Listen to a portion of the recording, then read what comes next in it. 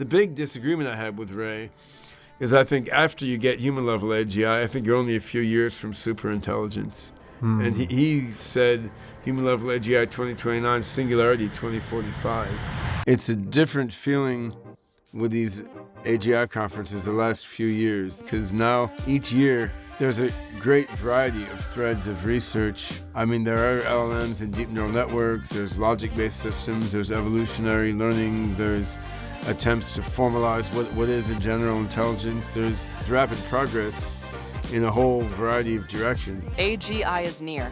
Join us at the 18th Annual AGI Conference and explore the real cutting edge of artificial general intelligence research. Talk to visionary leaders, including Ben Goertzel, Richard Sutton, and Joscha Bach.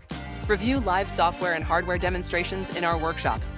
Come to Reykjavik and collaborate with leading researchers, industry pioneers, and policymakers to shape the future of AI. Can't make it to Iceland? Join virtually with full access to all presentations, workshops, and networking opportunities.